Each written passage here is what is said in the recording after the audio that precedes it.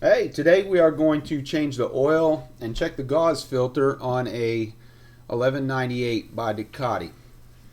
So this is the first step. This is most important. This is a 5 millimeter hex head. Be very careful if the Ducati dealership or this is your first oil change and you're removing this plug, because sometimes those ham-fisted geniuses will put 100 foot-pounds of torque on that little oil filter drain plug. So you can break off an Allen head in that drain plug. Next, we're going to take our oil filter pliers and we're going to take off this piece of shit Bike Master oil filter. If you can't afford a Ducati oil filter, an OEM oil filter, just take the bike back or sell it to somebody who can. You need to be on a Yosung or some other Kawasaki variant. You're on a Ducati now. Put Ducati parts back on the freaking machine. And if you're going to mom and pop's motorcycle shop to have your oil changed, if they don't have an OEM oil filter, just take your own in there. I mean, I can't tell you how many Ducatis have come through my garage and they've had these piece of crap chrome oil filters on them.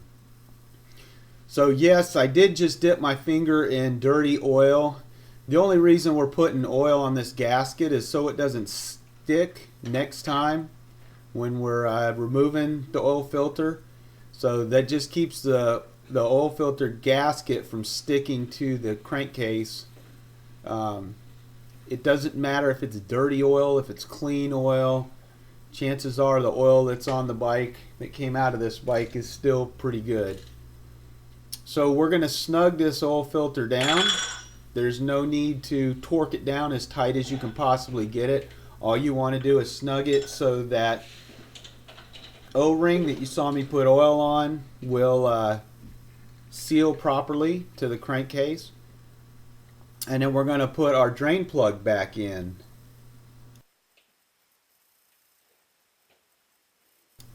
So once we get the drain plug in there finger tight, we're going to take our 5 millimeter hex head and we're going to tighten this down. Now I'm going to guess that the torque specs on this are probably about 10 foot-pounds. There's no need to do any more than that. Any more than that, you're just stripping stuff out and breaking things. So now I'm doing an 8 millimeter bolts. There's 4 of them that hold a small cover on the bottom of the crankcase. So we're going to remove these 4 8 millimeter bolts out of this little cover.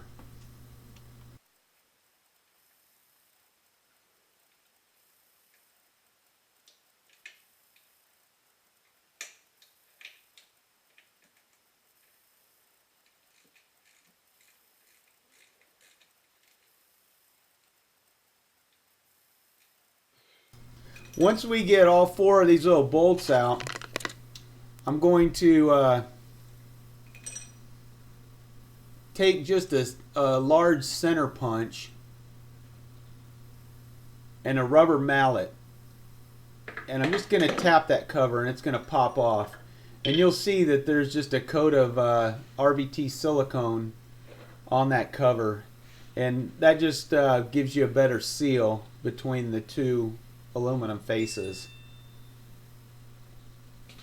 So I wiped the oil off, and now I'm going to take a razor blade and I'm going to scrape off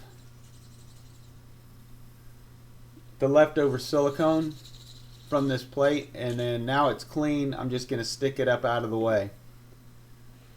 My next step on this is I'm going to take a pair of needle nose vice grips and I'm going to grab the gauze filter and drop it out. Now there is some crud in this filter, but it's nothing bad. It actually looks like chunks from the oil filter that are on this filter. See those little brown chunks? That looks like it came from the oil filter. if you use a piece of shit oil filter, you're going to find piece of shit parts of cardboard and crap in your engine. Especially if you're like the previous owner of this bike who probably only rode the thing to Starbucks and back home, and that's about it. So I've got the gauze filter cleaned up now. It's clean, it's looking good. I know next time I'm not going to have to pull this out because I'm using quality products. So we're going to slide the gauze filter back up into the bike, and when it's in place, there's an O-ring at the top that locks it into the engine, and then the bottom of it will be flush. And that little cap is going to hold it flush and kind of seal it onto the bike. So I'm going to take black RVT silicone, and I'm just going to put a light ring around this little cap.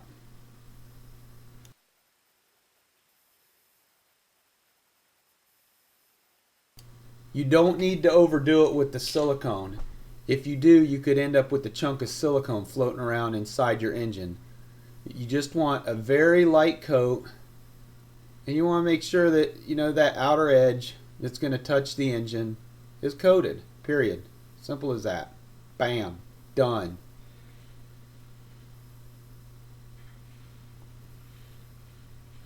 Make sure all your surfaces are clean. You don't have any dirt and debris up in there. And then just stick it back on the bike and tighten it down.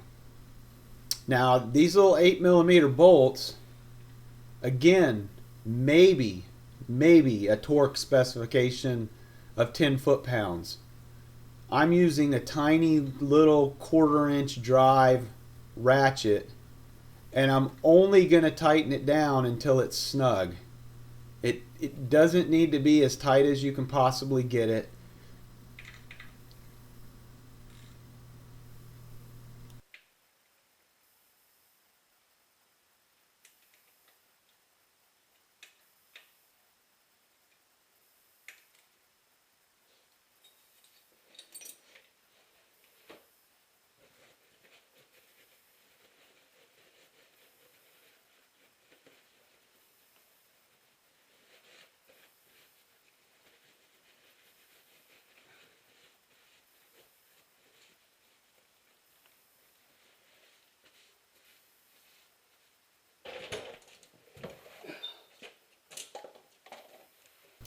Alright, now it's time to start adding some oil.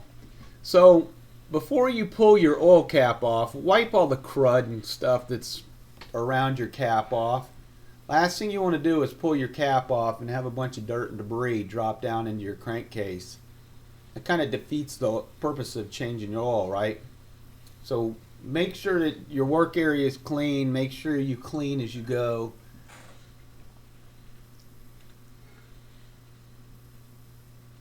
So I'm just making sure that there's no dirt, no garbage, sand, crap, crud around the filler hole.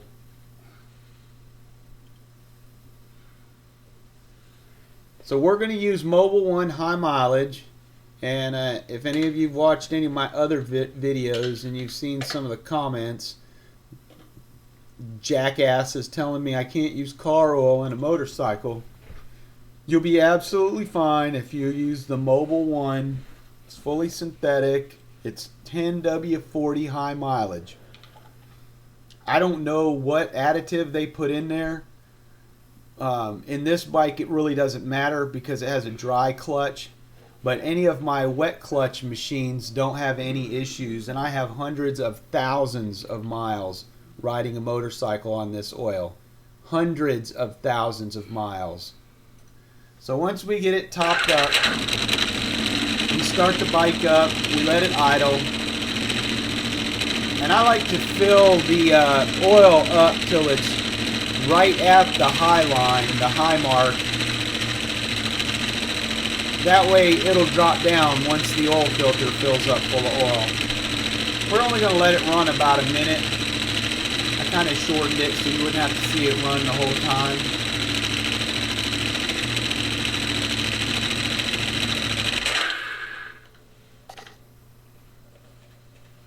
And you'll see now the oil is going to be down around maybe the middle of the case towards the bottom. So we're gonna top this off, and when we're done, we're gonna have put about 4 quarts of oil into this bike. I don't have an owner's manual for this machine. I'm gonna say that it probably takes 3.8 quarts of oil, like my 848 does. But I'm at about 4 quarts.